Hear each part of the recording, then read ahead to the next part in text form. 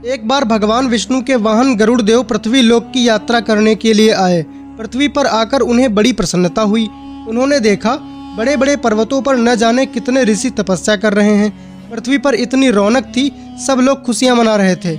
जहाँ पर मंदिर थे वहाँ पूजा पाठ हो रहा था। तो वहीं उन्हें कुछ ऐसी जगहें दिखाई पड़ी जिससे गरुड़ जी को बहुत दुख हुआ। कुछ लोग अपने वृद्ध माता पिता को घर से निकाल रहे थे, कुछ लोग दूसरों को कष्ट देकर बड़ा खुश हो रहे थे। कोई तो जीवों को मार पीट रहा था, कोई जीवों की हत्या कर रहा था और कोई उनका मांस खा रहा था।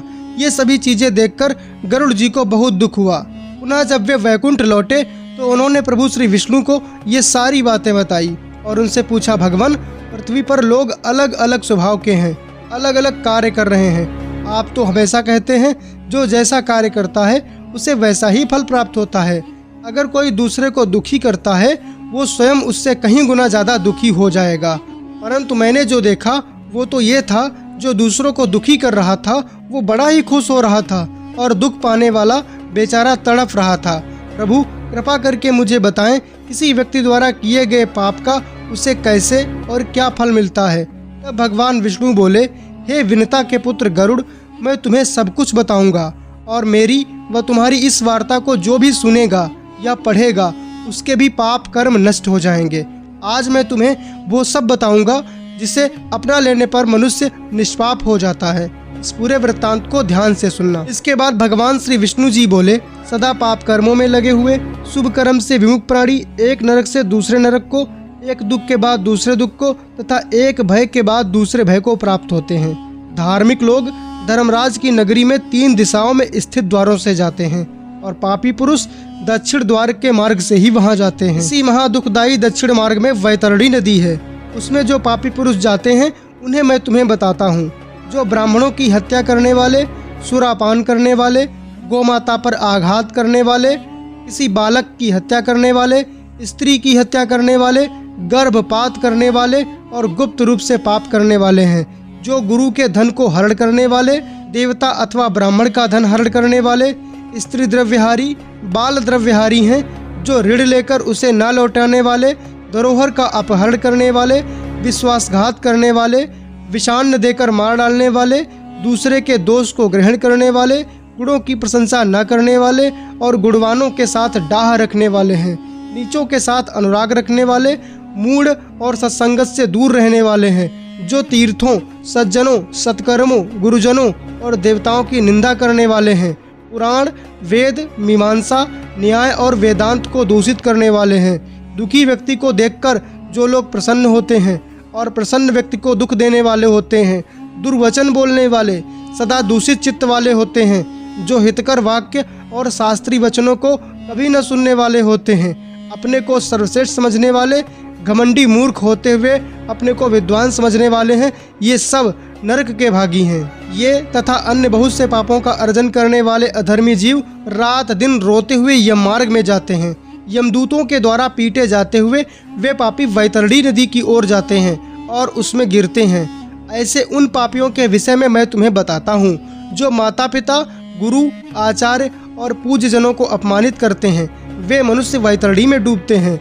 जो पुरुष पतिव्रता, सच्चरित्र, उत्तम कुल में उत्पन्न, विनय से युक्त स्त्री को केवल द्वेष के कारण छोड़ देते हैं, वे वैतरणी में पड़ते हैं। जो हजारों गुणों के होने पर भी सत्पुरुषों में दोष का आरोपण करते हैं और उनकी अवहेलना करते हैं, वे वैतरणी में पड़ते हैं। वचन देकर जो ब्राह्मण को यथार्थ रूप में दान नहीं देता है और बुला करके जो व्यक्ति नहीं है ऐसा कहता है, वे दोनों सदा वैतरणी में निवास करते हैं।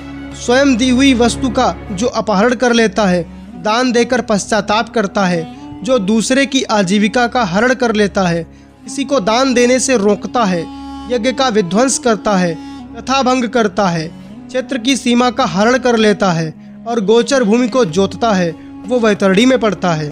ब्राह्मण होकर रस विक्रय करने वाला तथा शूद्र स्त्री से विवाह करने वाला ब्राह्मण, वेद संपादित यज्ञ के अतिरिक्त अपने लिए पशुओं की हत्या करने वाला, ब्रह्म कर्म से च्युत, मांस भोजी, मद्य पीने वाला, उच्छृंखल स्वभाव वाला, शास्त्र अध्ययन से रहित ब्राह्मण, वेद पढ़ने वाला शूद्र, कपिला का दूध पीने वाला शूद्र, यज्ञोपवीत धारण करने वाला शूद्र, ब्राह्मणी का पति बनने वाला शूद्र, राजमहिषी के साथ व्यभिचार करने वाला, पराई स्त्री का अपहरण करने वाला, कन्या के साथ कामाचार की इच्छा रखने वाला तथा जो सतीत्व नष्ट करने वाला है, ये सभी तथा इसी प्रकार और भी बहुत से निषिद्ध आचरण करने में उत्सुक और शास्त्र विहित कर्मों को त्याग करने वाले वे मूढ़जन वैतरणी में गिरते हैं। सभी मार्गों को पाप करके पापी यमराज के भवन में पहुंचते हैं और पुनः यमराज की आज्ञा से आकर दूत लोग उन्हें वैतरणी में फेंक देते हैं। हे खगराज, यह वैतरणी नदी कष्ट प्रदान करने वाले सभी प्रमुख नरकों में सर्वाधिक कष्टप्रद है।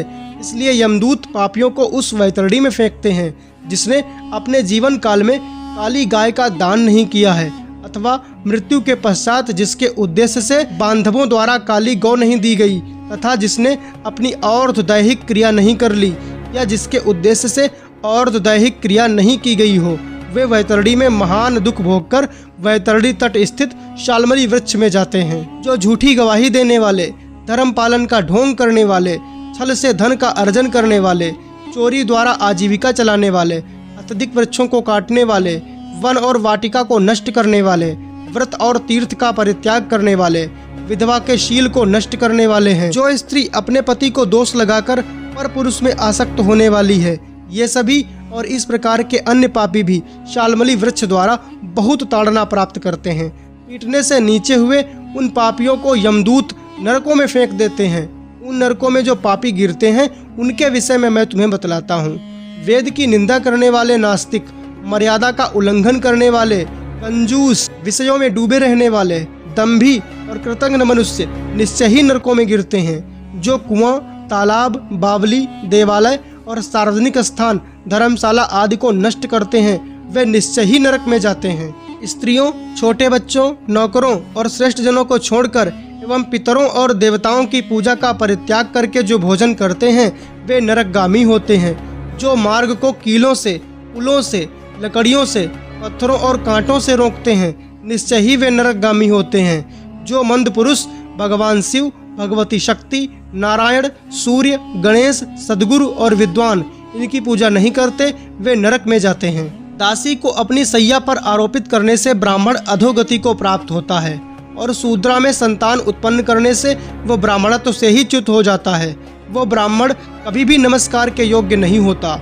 जो मूर्ख ऐसे ब्राह्मण की पूजा करते हैं, वे नरकगामी होते हैं। दूसरों के कलह से प्रसन्न होने वाले, जो मनुष्य ब्राह्मणों के कलह और गौओं की लड़ाई को नहीं रुकवाते हैं, अथवा उन्हें देखकर प्रसन्न होते हैं या उसका समर्थन करते हैं, उन्हें बढ़ावा देते हैं, वे अवश्य ही नरक में जाते हैं। जिसका कोई दूसरा शरण नहीं है, ऐसी पतिपरायणा स्त्री के ऋतुकाल की द्वेषवश उपेक्षा करने वाले निश्चित ही नरकगामी होते हैं। जो कामांध पुरुष रजस्वला स्त्री से गमन करते हैं, अथवा पर्व के दिनों में, अमावस्या, पूर्णिमा, एकादशी आदि में, जल में, दिन में, श्राद्ध के दिन कामुक होकर स्त्री संग करते हैं, वे नरकगामी होते हैं। जो अपने शरीर के मल को आग, जल, उपवन, मार्ग अथवा गौशाला में फेंकते हैं, वे निश्चित ही नरक में जाते हैं। जो हथियार बनाने वाले, बाण और धनुष का निर्माण करने वाले तथा इनका विक्रय करने वाले हैं, वे नरकगामी होते हैं। चमड़ा बेचने वाले वैश्य, योनि का विक्रय करने वाली स्त्रियां तथा विष का विक्रय करने वाले, ये सभी नरक में जाते हैं। जो अनाथ के ऊपर कृपा नहीं करते हैं, सत्पुरुषों से द्वेष करते हैं और निरपराध को दंड देते हैं, वे नरकगामी होते हैं।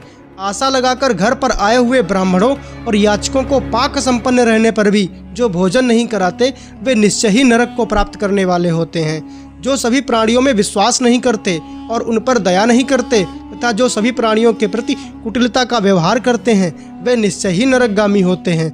जो अजितेंद्रीय पुरुष नियमों को स्वीकार करके बाद में उन्हें त्याग देते हैं, वे नरकगामी होते हैं।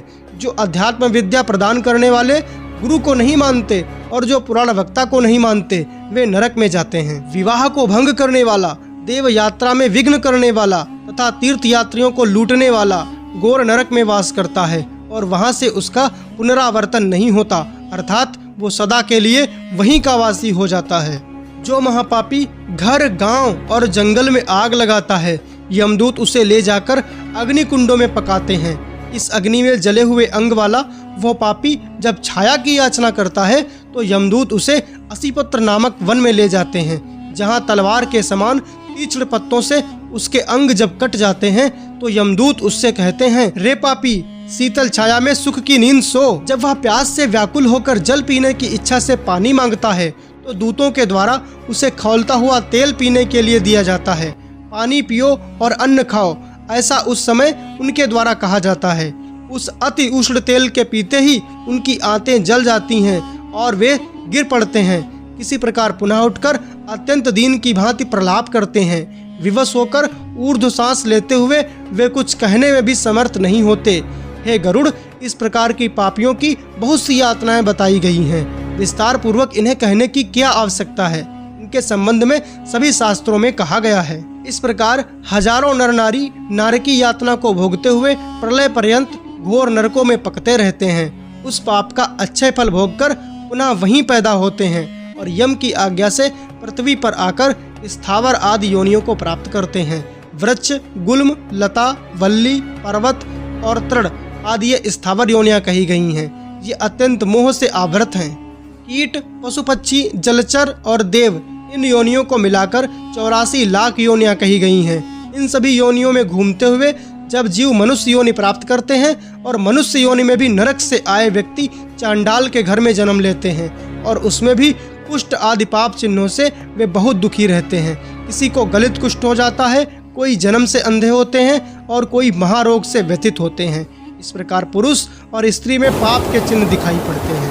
मित्रों, इस सीरीज का अगला वीडियो पाने के लिए चैनल को अभी सब्सक्राइब करें और बेल आइकन को प्रेस करें और कमेंट में